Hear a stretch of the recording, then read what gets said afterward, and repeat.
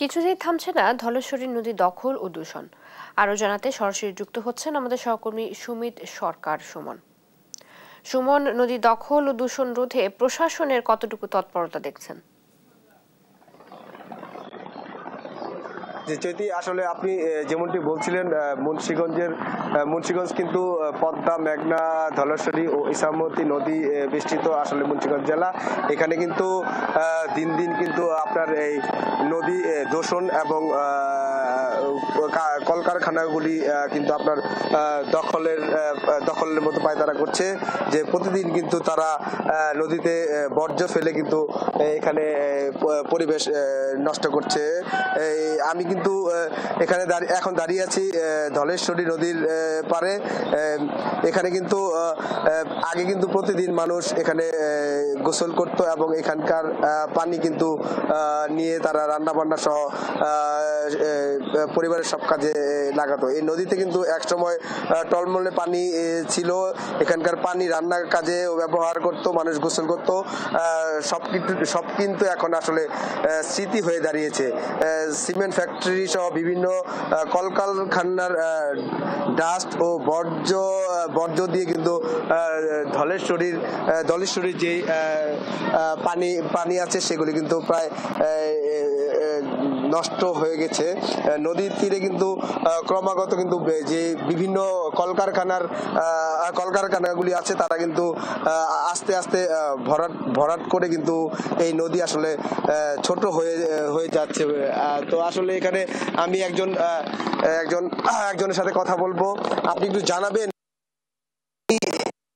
আসলে দখল হয়ে যাচ্ছে এবং আগে নদীতে মাছ শিকার হতো, এইগুলি কি আসলে চোখে পড়ে কিনা একটু বলুন। না, আগের মতো তো এখন মাছ শিকার হয় না। সব মিল ফ্যাক্টরি এই যে পাশাপাশি আগায় নিতেছে, নেওয়ার পরে তো এখন মনে করেন যে সব কিছু খাল এখন মনে করেন যে নদীতে এখন ঝিলে পরিণত হয়ে গেছে, ছোট ঝিলের মতো। এখন পরিবেশটাও নষ্ট না, পানির অবস্থা কি, মাছ থাকবে কোত্থেকে?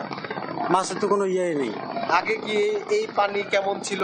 আগে তো পরিষ্কার ছিল, এই যে যখন কোম্পানিগুলো ছিল না, কোম্পানি দূরে দূরে ছিল, এই তখন ময়লা পানি আসতো না, পানি পরিষ্কার ছিল, মাছ আসতো, মাছ ধরতাম। এখন তো আর সেটা নাই। এখন আস্তে আস্তে যেটুকু আছে এটুকু মানে দখলের চেষ্টায় আছে ওরা। জি, ধন্যবাদ। আসলে আপনি যেমনটি শুনছিলেন, এখানে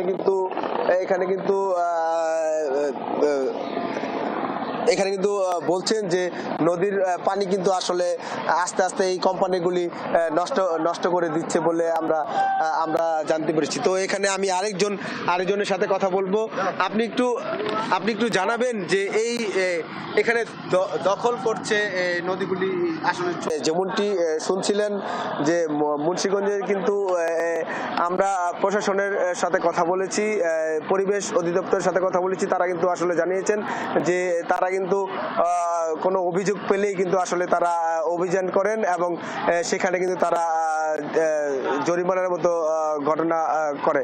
এবং আমি আরেকটু বিষয় জানিয়ে রাখি, বিআইডব্লিউটি এর তারা কিন্তু গত বছরে কিন্তু নদীর তীরবর্তী এলাকা কিন্তু উচ্ছেদ অভিযান করলেও সেটি কিন্তু আসলে আস্তে আস্তে কিন্তু আবার সেই আগের রূপ দেখতে পাচ্ছি বলে আমরা এখানে দেখেছি।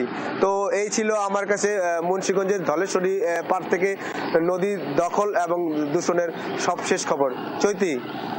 সুমন, ধন্যবাদ আপনাকে। আমাদের সাথে মুন্সিগঞ্জ থেকে সরাসরি যুক্ত ছিলেন আমাদের সহকর্মী সুমিত সরকার। সুমন।